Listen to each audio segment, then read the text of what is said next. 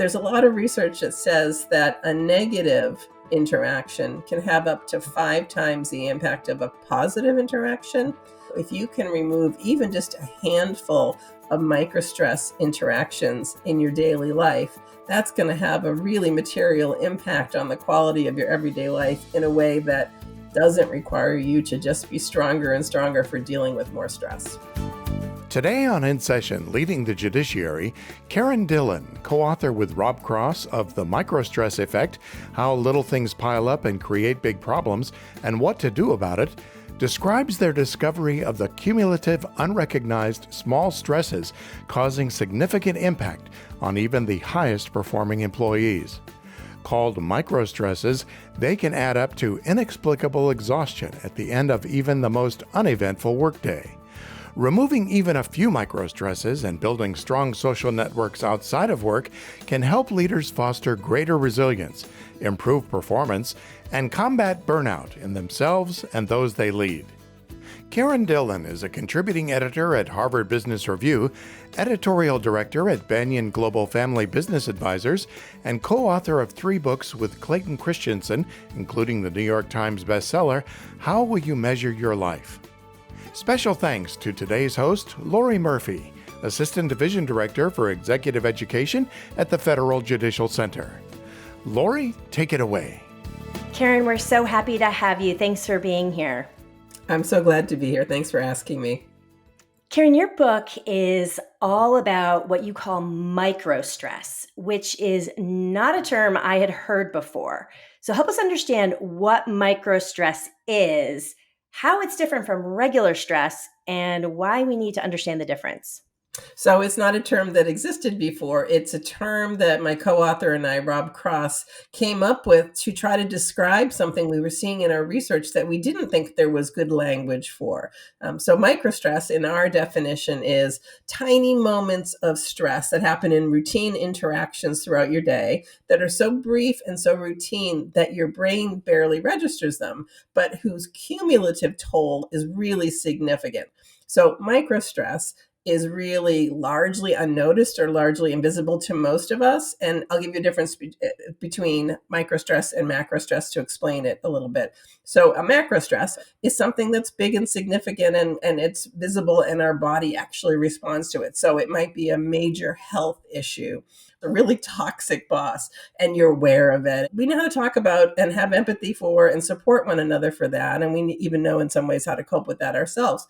Microstress, by contrast, might be you don't have a toxic boss, but you have a boss who's really well-intended, but keeps changing the priorities, it seems like, on a daily or weekly basis. And you're always trying to scramble to catch up to what he or she expects of you.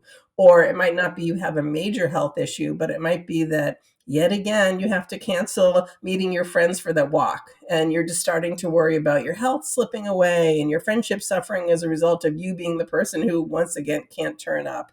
So there's a difference between the macro stress that we see and know and microstress, which our body just sort of absorbs because it's life, but is actually taking a really significant toll on us overall. How did you and Rob notice this thing that you coined as microstress? Well, we were doing research on a slightly different project. We were doing research into high performers. And initially, our goal was to understand what do they do better than the rest of us? How do high performers stay high performers? But in our interviews, we started to see something that we hadn't expected to find, that even these very high performers, who the world saw as high performers, were kind of hanging on by a thread, really, to get through a day, a week, a month. They were better than most of us at coping with that, but they also had more than the rest of us. So we thought if they're hanging on by a thread, these high performers who are good at navigating this, what about the rest of us who maybe aren't so naturally hardwired to be the top performers? How does microstress impact us? These microstresses that build and are fairly routine. So microstresses happen from the moment we wake up till the moment we go to bed, and then even sort of work on our brains after we go to bed. So a simple thing would be most of us could leave the house in the morning with having kind of curt words with our kids or our spouse or our partner over something inconsequential. But that's already a microstress. Our body's natural defense mechanisms against stress are not triggered by these small ones, but they build up. And so I think a good metaphor for it is you have a cup that used start filling up in the morning with drops, drops, drops, drops. And you can carry that cup all day. But as you get to the end of the day, it's totally full. And one extra microstress or one extra bad thing happening to you is going to make it overflow. It's why so many of us come home at the end of the day and we're fried and we're tired, but we can't really even remember why. Nothing special happened during the day, just a routine day. And then, unfortunately, because our cup is so full by the time we come home with the microstress, we tend to be more triggered by the microstresses that come at home at the end of the day. We're curt at the dinner table, or we don't connect with our spouse the way we want to. It means that you're not the person you want to be with your friends and your family at home. So that while individually each of these microstresses sounds small and insignificant, cumulatively they just add up to that overflowing cup, and the stress takes a really significant toll. You say in the book that microstress, in your definition, is interrelational. Yes, from our research, microstress comes in the interactions with other people. It comes because we argued with somebody about the fact that we didn't finish getting something done on time, or we have a slightly tense conversation with a colleague because we're realizing we're on a slightly different page on our priorities, or an ask of us from somebody requires us to then go in turn and ask other people favors or to put work aside. It's the interactions that trigger the microstress. Can you help us understand primary and secondary microstresses? Sure. So again, in our research, primary microstresses, the things that directly happen to you, an interaction that causes you to have to respond to that in some way, can often trigger secondary and even tertiary responses as well. So a great secondary example is not uncommon in our research, was somebody that just ended up having to stay late at work to finish whatever late ask or miscommunication or misalignment with a colleague, which then bleeds into their evening, which means that secondary stress, they didn't get to sit down with their teen at dinner the way they had wanted to. And so there was nothing about the initial microstress that in theory should have affected their relationship or their concern or their worry over their teen. You don't feel like the parent you want to be, or you end up finding that you're not being the sibling you want to be to your siblings because you're so busy with the first and the second order effects. So microstresses almost always have ripple effects. They ripple on in your brain and in your life for much longer than that. That's a good way to put it, ripple effects. I was thinking a spillover effect Yes. into other relationships. And it sounds like we're actually carrying those micro stresses well beyond the day we experience them. We do. Our brains are processing it, but because it hasn't registered on our frontal lobe, literally the way that a more significant stress would, our bodies are feeling the toll of it, and we're kind of carrying the emotion of that without even knowing it. There's a lot of interesting research about the effects of small stresses and microstress. And one thing I thought was really fascinating is there's research that suggests if we are exposed to social stress within 2 hours of eating a meal, that our body will metabolize that meal as if we ate, I think it's 110 more calories than we did. And if that's a couple extra bites, but if that happened to us every day, if what we ate was metabolized as if we ate more than we actually did, we would gain 11 pounds in a year.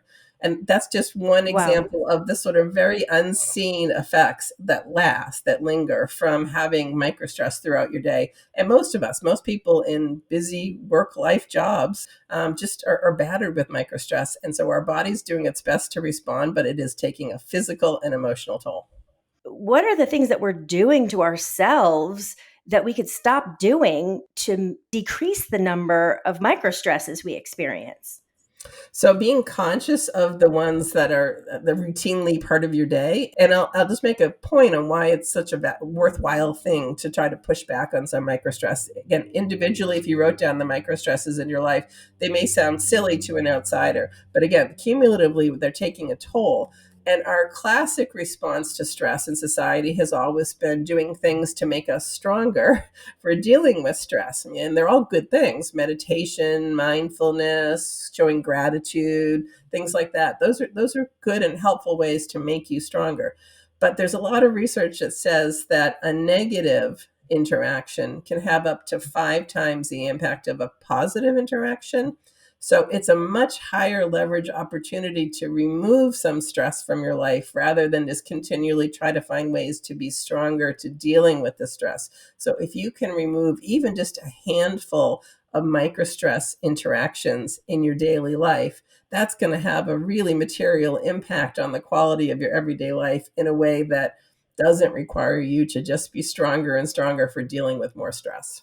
So just being aware that these are significant things that take a toll. If you are in charge of managing or leading people, that's actually a really significant source of microstress. We sort of absorb some of what microstress that's just about wanting them to do well, or stepping in to sort of overcoach and mentor all the time because you don't want them to screw up, or bringing that home. You're worried, you're having to have your third conversation with someone who reports to you about improving on X or Y thing. You bring that home with you emotionally. So we absorb the microstresses that we're surrounded by.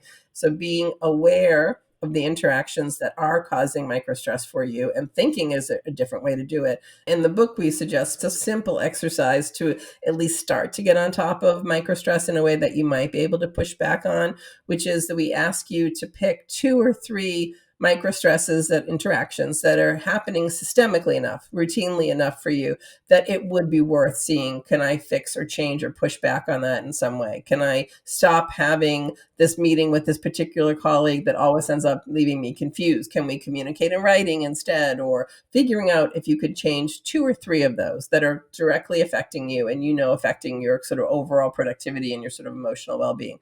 And then we also say, because reality is reality, we can't make it all go away. Pick 2 or 3 that are kind of getting under your skin, but you just accept, you know what, I'm not going to be able to change it. It's not really going to matter in, 6 years later in my life. It might matter for 6 weeks or 6 months, but just kind of consciously choose to let go of that one. It may be a particular colleague whose confrontational style gets under your skin.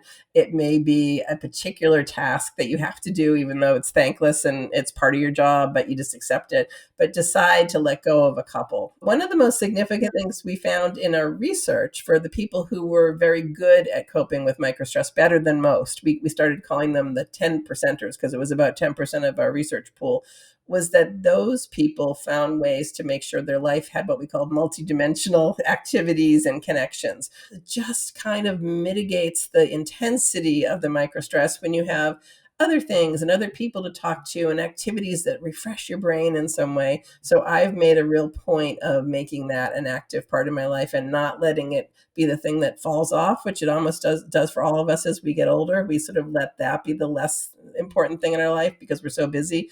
I've made time for that, and I think it has really rejuvenating effect, pushing back on microstress. Give us an example of someone you met who was a 10 percenter and how they mitigate some of these microstresses. So I found them fascinating because they had the same number of hours in the day as the rest of us, but they just made sure that they worked in time. Sometimes it was a twofer, but for activities that made them feel more like a whole person. So example is there was a guy who organized a really informal soccer game on the weekends for parents and kids, friends. And it was just a way for him to have other adult contact, but to feel physically fit and be with his family at the same time. There was a guy who he and his wife just put on Facebook, anyone want to join us for dinner on such and such a day? We're going to make a reservation. Just turn up. And they made it really simple. They didn't make it complicated. And it was a way that they could stay connected with their friends. Or even people who just did their annual getaway, their girls' weekend with their college friends. They just kind of made time. They didn't let months and years go by before they connected with other people. But I'll give you a really fun example. There was a guy who was a neurosurgeon at a very prestigious New York hospital whose, life and career had been consumed by his work for a long time. And after the initial phase of research with us, when we were talking to him about the importance of this multidimensional life, he literally joined a rock band, like a weekend rock band. He decided to get his guitar out of the closet. He hadn't played it for years. And he went into his local music store just looking for music to get himself back in the game. And he saw a flyer that was something like weekend band, what we lack in talent, we make up for in volume, or something like that. And he ended up joining it. And he was much older than the people in the band, but that was part of what was so refreshing for him. He didn't become best friends with them, but he had a weekend experience that put him in a different space and connected with human beings in a different way, and also made him feel good about dusting off his old talent. So people found different ways to do it, but they were all good at making sure that still stayed a priority for them, even just in small moments, that they found ways to be connected to human beings beyond work and family. Excellent. So there's ways to mitigate micro stresses in the workplace and then also in our real lives as well. The real lives I sort of think of as almost an inoculation. It creates something we started to call in our research a resilience network, meaning there were a variety of people in your life, in work and outside of work, who could help you get through difficult patches in different ways. It wasn't that you had to have more best friends, ride or die friends for that would really have your back in crises. That's good, but it's also good to have someone who can help you see a different perspective, or can sort of say, feel sorry for yourself for a day or two, then get back in the game. Life goes on. Having a variety of types of relationships in your life can help you be resilient to the challenging things that we all go through. What can leaders do besides attending to their own micro stress? How can they help their staff to deal with or to decrease the number of micro stresses that their staff experience? We cause microstress for other people without realizing and without meaning to, and that is not just about trying to be a better boss or a better manager. It just, the reality is it almost always boomerangs back on us. You think about your star performer who you overload with responsibilities. Eventually that's going to backfire in some way. They're going to want to leave, or they're going to be petulant, or be fried, or their work quality is going to suffer, and that's going to come back to you. So there's some sort of macro things and some micro things. On a macro level, I think most organizations have unnecessarily structural complexity. Things get built on top of, and dotted lines and new committees, and you're on multiple teams and you cross collaborate in some ways, but we almost never sort of look at and challenge, does this make sense to have this many people working on this, or having the way this reporting structure works, or even our processes. We almost always add to things, but we never take things away, because organizations have become more matrixed, and because we need to work and collaborate with more people.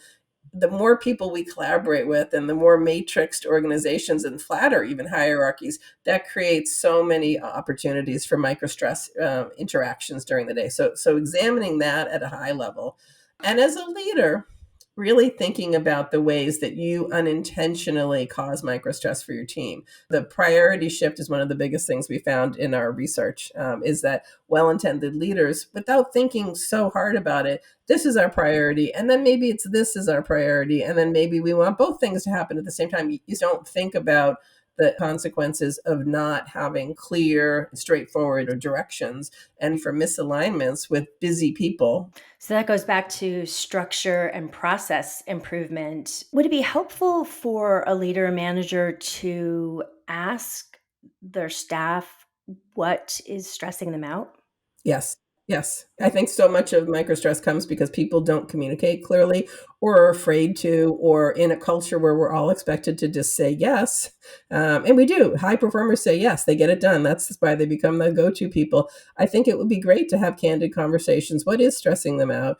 And literally look at the list of to dos and priorities. I think people forget sometimes how often we just add, and go over it with them and see, are there points of friction that you can eliminate? Is there something you as a leader can do to make clearer to both them and people they need to work with or collaborate with what the definitive ask is, rather than letting them both interpret? And also coaching the people who report to you for being more independent, and for being able to do the work on their own, and not needing you to micromanage at every step. That's a win for everybody if you can coach to the point where they can begin to advocate for themselves and say, this is too much, or you were unclear about this, or I need to realign my work because I've got too many things going on. Allowing them to have that strength to be able to advocate for themselves is a really important thing. So helping, almost partnering with your staff a little bit. Everybody wins. Everybody wins if you do, because eventually you will have less responsibility for the stuff you're worrying about now, the stuff that you do want them to be better, but you have to coach them to get there. But then they have the opportunity to grow, they have the ability to self-advocate, and they get better at what they do too. So yes, partnering is a great way to think about it because everybody wins when that is successful. In the judiciary, I know we talk a lot about purpose, the why. Why are we doing what we do individually, as leaders, as agencies? And I'm curious if purpose plays a role in mitigating microstress or lessening the amount of microstress for individuals, for teams, for organizations. Absolutely, it does, and not the way you would expect. There is lots of research that tells us that having a sense of purpose is physiologically good for us. It does so many things. Our brains become more resilient when you have a sense of purpose. We are literally happier people with a sense of purpose. So purpose is hugely important in our life.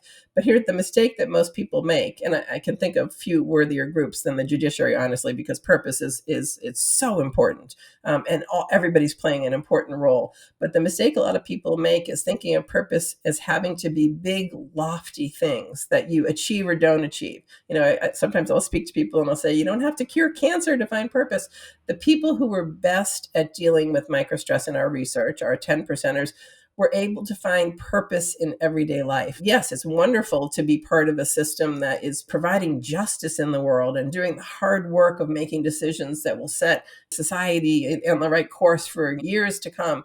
But it also can be having a single interaction with someone in your courtroom that day where someone's seen the fairness of the system or understood their right to present their argument or had an interaction that could have been confrontational that ended up being constructive.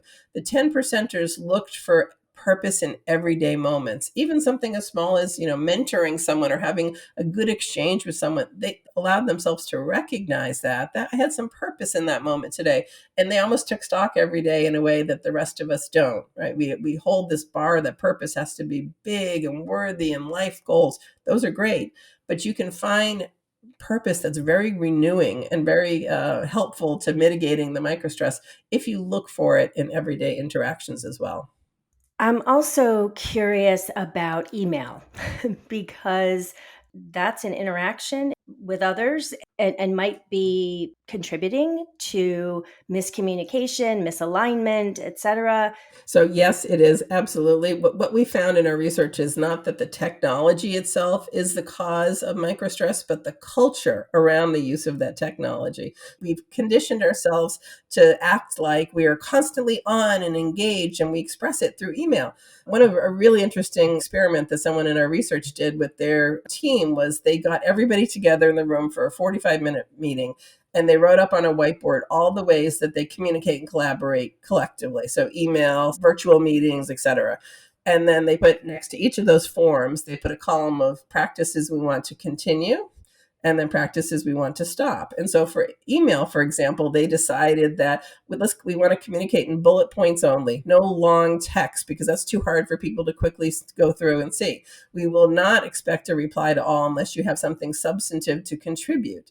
If you sense some kind of a disagreement brewing in the email, go immediately to in-person or phone or video so that you don't let it get buried in weird timed passive aggressive things. We don't expect you to respond to email after X time of night. If you want to put it on timed release to go out the next day, we don't want to create that culture of expectation of 24/7. And they estimated by agreeing as a team, so no one felt like they were the slacker, it saved them 18 to 24% of their work time in a week because they weren't kind of chasing the sense of we're all on all the time, being engaged in all the things. And think of the potential of things going wrong through email. We have a great example in our book from our research of a woman who gets an email from her relatively new manager at the end of the day looking for something for a presentation he has to make to the board. And then she's about to go home, but it's like, shoot, is that due tomorrow? And then she sends out an email to all the rest of her team. We supposed to get data to so-and-so by such and such. And then it's an hour and a half later before it's kind of cleared up. And it turns out he didn't actually need it right away. He was just asking to get going. But she's now not only gone home late, but she's triggered all her colleagues who'd be chasing up stuff, looking for data. And that was just from one errant email. And so we are inefficient, and we create a culture of always and on and a lot. And if you streamline those as a team, agree as a team, what are our new norms of how we do this, that has a huge potential to take microstress out of your day. Earlier, you said we want to do two things. Remind us again. So push back on two systemic sources of microstress for you. Mine, for example, would be the end of meetings and the to-do list. And so I literally try to work 5 or 10 minutes into the end of every meeting I'm part of to recap and make sure we're all clear on the next steps and the takeaways. So that's push back on two things. Again, it's the interaction. It doesn't have to be that the work doesn't have to change, but the way we talk about it is in a matter-of-fact way in the meeting rather than a chase and follow-up and stressful, whatever. So find two systemic things and try to find ways to push back or change that interaction. Find two that you're probably causing other people unintentionally and try to stop or shift that interaction in some way. Every parent knows when you've henpecked your kids, right? That does not work well for either of you. So find a different way to communicate with your kids or to check in with them. It's something like that. That's not going to cause a microstress for them. And then it's going to come back in a positive way for you. And then choose a couple that you're just going to say, I'm living with it. I'm not going to keep worrying about it because it's not going to change. It's something I'm going to choose to rise above. And to add to that, it sounds like you're also saying cultivate this resilience network as well. I think that's probably one of the single most important takeaways for me personally from our research is the importance of a resilience network. And it just the idea that it doesn't have to be you're more social and you have better friends than everybody else. It's that different people that you have a connection with can play an important role in helping you feel resilient through difficult things. So for most people, our resilience network I think the average is 1.5 people because women have two, a spouse and a best friend, and men have one, a spouse. And that's not even healthy in our relationships when all of our need for resilience comes from that one person, right? Think about the time you've had a really bad day at work and you come home and you spend 20 minutes or half an hour dumping on some particular set of detail about something that went wrong that probably, even with the most empathetic listener, is boring to listen to or hard to get engaged with. The rest of your evening's not about anything but that spiral, but also you can unintentionally spiral each other. You know, whether your spouse is really empathetic, they can be like, you're right, they do not appreciate you. You're not, you need more X or Y. You go back in the next day kind of wired up, as opposed to maybe having someone else who says, listen, get over it. That's life in the kind of job that you have. There's a path forward. You can talk to your boss about X or Y, or you can talk to your colleague about X or Y. You need different types of people to feel resilient through most of what life is going to throw us. Karen, what else would you recommend to judiciary leaders to help us acknowledge, recognize, alleviate these microstresses for ourselves, for those we lead? I think just understanding that it's a real thing and it's a significant thing. And again, most of us can experience the phenomenon of coming home at the end of the day and being fried without it having been a particularly crazy or difficult day. So recognizing that that's affecting everybody. It's affecting your quality of life. It's affecting your quality of work. So recognizing that microstress takes a real toll is an important step to recognizing that if I can reduce some of it, if I can acknowledge it and eliminate some, it's going to make us more effective as a team, as a group. It's going to make me a more effective leader, and it's going to improve my mental and overall well-being. I think recognizing that this is not nothing, and it's really taking a toll on us, but you can find ways to make it better. Back to that research data that eliminating one negative can have up to the 5 times the impact of dealing with and adding more positives. So try to eliminate a couple things that could make a really big difference in your everyday life and for the life of your team, people that you work with. Karen, where can we learn more about your work, Rob's work, this work on microstress in particular? You can find more about my work on karendillon.net. You can find more about Rob and the cumulative body of work that he's done, and particularly this work on robcross.org. And I love to connect with people on LinkedIn. I'm very active on LinkedIn, and I make great connections there and love to share ideas and learn about how people are coping with microstress and other forms of good things through that as well. So I'm happy to be in contact with anyone that's interested in learning more. Excellent. Well, Karen, I know that I have some work to do to the 222 and building my resilience network. Those are my takeaways to your point about recapping a conversation. So I want to thank you for that. And thank you for your time today. This has been a great conversation. Thank you, Lori. I've been really happy to talk to you today. Thanks, Lori, and thanks to our listeners. To hear more episodes of this podcast, visit the Executive Education page on fjc.dcn and click or tap Podcast. You can also search for and subscribe to this podcast on your mobile device via Apple, Google, Spotify, or YouTube. In Session, Leading the Judiciary is produced by Shelley Easter. Our program is supported by Angela Long, Jamie Mitchell, and the entire studio and live production team. Thanks for listening. Until next time. This podcast was produced at U.S. taxpayer expense.